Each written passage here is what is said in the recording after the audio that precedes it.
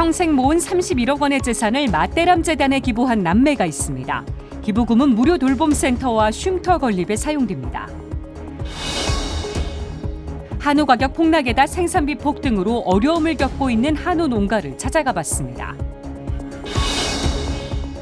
장애인 이동권 보장을 요구하는 지하철 출근길 시위가 14개월째 계속되고 있습니다. 사회적 공론화를 통한 문제 해결이 필요하다는 목소리가 나옵니다. 시청자 여러분 안녕하십니까? 2월 7일 화요일 CPBC 뉴스 시작하겠습니다. 통 큰 기부로 암 환자들에게 희망을 선사한 이들이 있습니다. 평생 모은 거액의 재산을 기부한 남매의 사연을 윤재선 기자가 취재했습니다. 20억 2천만 원이란 기증서 글귀가 눈에 들어옵니다. 고 김계숙 씨가 70평생 아껴 모은 유산입니다. 기증서는 한국순교복자수녀회가 운영하는 맛대람 재단에 전달됐습니다. 지난해 8월 말기암을 선고받고 손쓸 겨를도 없이 2주 만에 세상을 떠난 김계숙 씨. 평생 독신으로 외롭게 살다간 여동생 생각에 고인의 오빠인 김성주 씨 눈가엔 금세 눈물이 솟구쳐 오릅니다. 불쌍하게 죽을 것이고. 기뻐하실 거고 제일 행복해하실 거고. 김성주 대표가 고인의 유산을 맛대람 재단에 기부하기로 한 건 동생이 희생하며 모은 유산을 보다 뜻있는 곳에 써야겠다는 마음에서였습니다. 16년 전 우연히 시작하게 된 기부가 기쁨의 삶을 살게 한 경험도 한몫을 했습니다. 말기암 환자를 위한 무료 돌봄센터와 쉼터 건립은 맛대람 재단의 수건사업. 기도와 믿음에 대한 하느님의 응답은 놀라움의 선물이었습니다. 하나님이 해줬구나. 제가 받을 걸 상상도 못했거든요. 그랬는데 갑자기 생기니까 이게 하나님의 뜻이다. 앞으로 건립될 말기암 환자를 위한 무료 돌봄센터와 쉼터는 고인의 3명을 딴 가브리엘라 천사의 집으로 불리게 됩니다. 제 여동생 이름을 넣어서 가브리엘라의 집으로 또 장명을 해주셨으니까 제가 너무 감사하죠. 하지만 가브리엘라 천사의 집이 완공되려면 아직 갈 길이 먼 상황. 부지 매입과 시설 건립에 드는 비용만 어림잡아 100억 원 이상. 김성주 대표는 자신의 이름으로 약속한 11억 원 외에도 추가로 기부할 뜻이 있음을 밝혔습니다. 진행되는 그 상황 봐가면서 제가 모자라면은 저도 좀 더 약속한 금액보다 좀 더 많이 할 그런 계획도 있습니다. 부활의 희망 속에 고이 잠든 고 김계숙 가브리엘라. 고인이 이 세상에 남긴 건 하느님 사랑의 유산이었습니다. 좋은 이 호스피스 병동을 지어서 말기암 환자들한테 많은 도움을 줄 수 있는 그런 날이 곧 오게 되니까 기대하라고 제가 동생한테 그렇게 말씀 전하고 싶습니다. CPBC 윤재선입니다. 전국 장애인 차별 철폐연대의 지하철 출근길 시위가 벌써 14개월째 계속되고 있습니다. 해결책은 없는 건지 김현정 기자가 짚어봤습니다. 전장현이 장애인의 이동권 보장을 요구하며 출근길 지하철역 시위를 시작한 건 2021년 12월 3일입니다.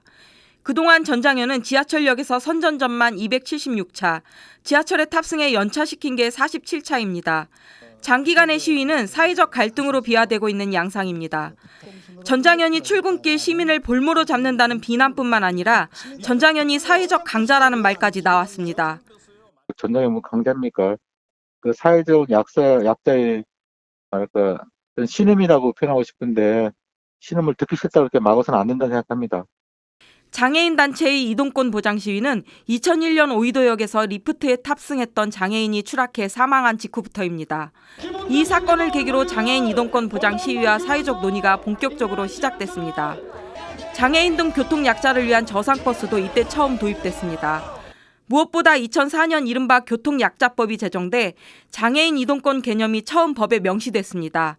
2007년부터 교통약자 이용 편의 증진 5개년 계획이 수립됐습니다. 국토교통부는 2016년까지 전국 시내버스 41.5%의 저상버스화를 추진한다고 밝혔지만 실제 도입률은 그 절반에도 미치지 못했습니다. 벌써 22년을 외쳤습니다. 제발 법적으로 약속한 것이라도 좀 제대로 지켜라. 그리고 이 국가가 계획했던 것이라도 좀 양심이 있으면 좀 지키라. 한국교통안전공단 조사에 따르면 2021년 기준 교통약자 중 지체장애인의 시내버스 이용률은 40%가 채 되지 않습니다. 지하철 엘리베이터 설치 역시 지상의 외부 출구부터 지하 승강장까지 교통약자가 별도의 도움 없이 지하철을 탑승할 수 있는 동선은 100% 달성되지 못했습니다. 이게 비장애인 위주의 지금 교통 시스템인데 마치 교통약자라는 이름으로 장애인에게 뭐 떡 하나 더 주듯이 이렇게 얘라 이거 뭐 가져라 하는 식으로 하는 것은 그건 장애인의 이동권을 인권으로 바라보지 않는 겁니다. 한편 서울교통공사는 전장현의 고위열차 운행 지연에 대한 5,145만 원의 손해배상을 청구했습니다. 공사는 또 전장현이 2021년 12월부터 1년여간 진행한 지하철 탑승 시위와 관련해 6억 145만 원의 손해배상을 청구하는 소송을 추가로 제기했습니다. 사회적 공론화를 통해 문제를 풀어야 한다는 주장도 제기되고 있습니다. 진지하게 조금 진짜 장애인의 마음을 이해하는 입장에서 좀 그렇게 접근을 해야지. 그렇게 해야지 뭐 좀 문제가 해결될 기미가 보일까 하는 생각이 드네요. 그 문제 해결하기 위해서는 정부 부처, 지자체, 장애인단체 다 모여야 되겠죠. 국회의원 연구단체 약자의 눈 대표 김민석 의원은 이 문제 해결을 위해 자유로운 이동권 실현을 위한 시민대화를 제안했습니다. 다음 달 17일까지 종교계와 시민사회 대표들을 만나 논의를 이어갈 계획입니다. 이게 서울만의 문제가 아니고 전국의 문제고 서울시가 아닌 보건복지부 또 보건복지부가 아닌 예산을 지고 있는 기재부 또 더 위에는 사실 총리와 대통령까지 나서야 되는 문제고 또 국민적인 합의가 있어야 되는 문제이기 때문에 그중에서도 이런 문제는 저는 교계가 관심을 가져주시는 게 옳다고 봅니다. CPBC 김현정입니다. 한우 가격 폭락에다 생산비 급등으로 한우 농가들이 어려움을 겪고 있습니다. 소를 키워도 적자만 느는 현실에 농촌의 지속 가능성까지 우려되는 상황입니다. 김영준 기자가 한우 농가를 찾아가 봤습니다. 경북 봉화에서 소 130두를 기르는 이상식 씨. 이 씨가 사랑으로 소농사를 지어온 지도 50여 년이 됐습니다. 눈이 얼마나 선해요. 얘들은 사랑을 주는 만큼 반응을 해요. 하지만 최근 한우 가격이 폭락하면서 마음고생이 이만저만이 아닙니다. 현재 소값은 손익분기점에도 한참 못 미치는 수준. 제동 없는 가격 하락에 놀란 영세 농민들의 투매까지 이어지며 값은 더 떨어졌습니다. 가장 쌀 때가 138만 원까지 떨어졌어. 그래 되면은 손익분기점에서 약 한 90만 원 정도가 났다는 이야기거든요. 천정부지로 치솟는 사료값에 농민들의 한숨은 깊어집니다. 조사료나 배합사료 할 것 없이 값이 올랐고 축사에 깔아주는 수피값도 톤당 4만 원가량 올랐습니다. 설상가상 운송비까지 올라 조달조차 쉽지 않습니다. 전국 한우협회에 따르면 지난달 송아지 평균가는 246만 원.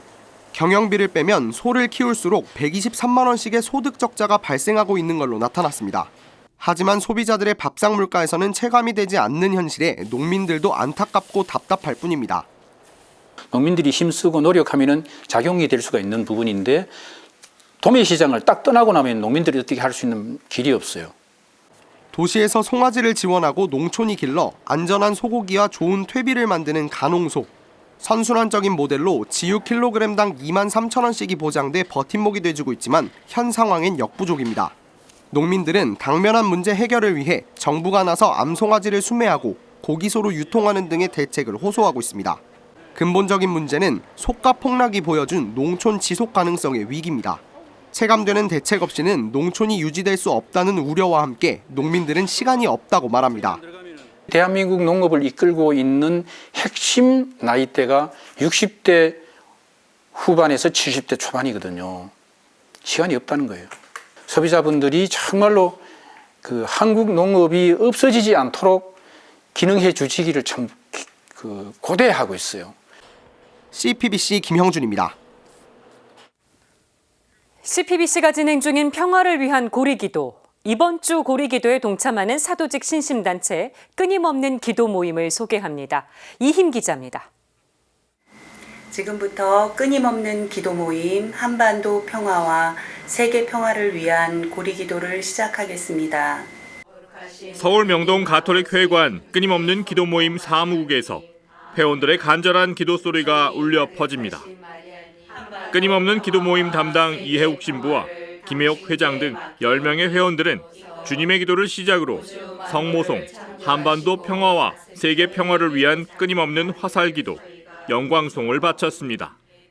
그리 길지 않은 기도 시간이지만 회원들의 표정과 목소리엔 평화를 염원하는 간절한 마음이 묻어납니다. 2018년 서울대교구 평신도 단체로 인준받은 끊임없는 기도 모임은 서울대교구 이혜옥 신부의 지도 아래 400여 명의 회원이 끊임없는 화살기도를 봉헌하는 신심단체입니다. 하느님께 자신의 모든 것을 내맡겨드리겠다는 맹세 같은 굳은 결심을 미사를 통해 봉헌하면서 끊임없는 기도 모임으로 불리기 시작했습니다. 끊임없는 기도 모임의 핵심 영성은 거룩한 내맡김입니다.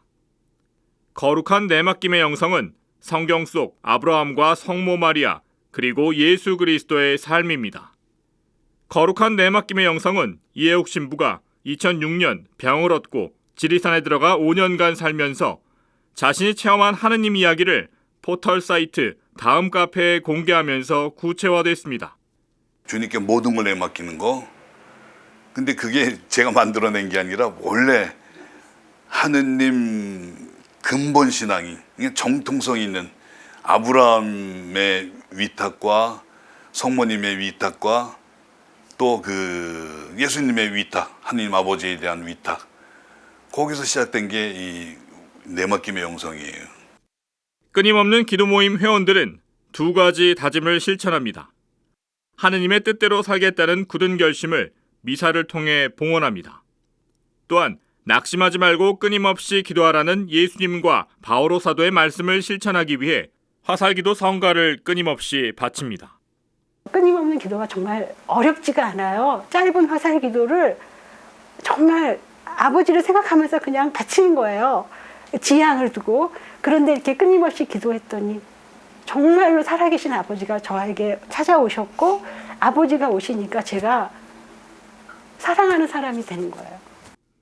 끊임없는 기도 모임의 내맡김 영성은 북미와 오세아니아, 유럽 등 해외 교회로도 전파되고 있습니다. 문화 한류를 넘어 영성 한류를 이끌고 있는 셈입니다. 지금 문화의 한류가 세상을 넘쳐 흐르는데 이 내맡김의 영성이 역술출돼서 이제 세상으로 영성의 한류를 이룰 그런 날이 올 거라고 저는 확신합니다. 끊임없는 기도 모임에 동참하려면 다음 카페 검색창에서 끊임없는 기도 모임으로 검색하면 됩니다. CPBC 이희입니다.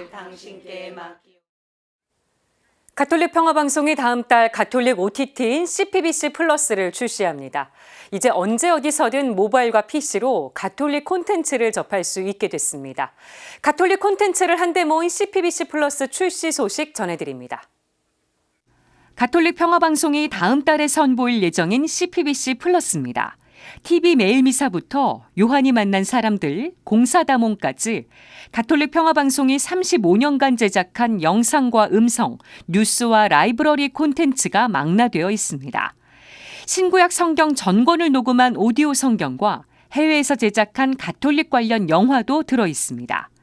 CPBC 플러스는 천주교 신자 여부와 관계없이 회원 가입 후 본인 인증만 하면 누구나 쉽고 편리하게 무료로 이용할 수 있습니다. 전래 시기에 따라 또 이용자 취향에 따라 맞춤형 콘텐츠를 추천해주는 기능도 있습니다. CPBC 플러스 로고는 또 하나의 매체라는 의미의 플러스와 성체의 나눔을 형상화했습니다. 가톨릭 평화방송은 1988년 평화신문 창간, 1990년 라디오 개국, 1995년 TV 개국에 이어 올해 새로운 플랫폼인 OTT 서비스까지 출시하며 명실공히 가톨릭 종합 매스컴으로서의 입지를 더욱 굳건히 할 수 있게 됐습니다. CPBC 플러스는 가톨릭 평화방송과 SBSI가 아마존 웹서비스 클라우드 연동으로 개발했으며 3월에는 46만 개의 가톨릭 콘텐츠를 먼저 서비스할 예정입니다. CPBC 플러스는 언제 어디서든 모바일과 PC로 이용이 가능한 만큼 신자들의 신앙을 성장시키고 가톨릭 교회를 알리는 귀중한 플랫폼이 될 것으로 보입니다. 나아가 앞으로 가톨릭 한류, K가톨릭의 저력을 보여주는 발판으로도 기대됩니다. 지금까지 앵커 리포트였습니다. 이상으로 CPBC 뉴스를 마칩니다. 시청해주신 여러분 고맙습니다.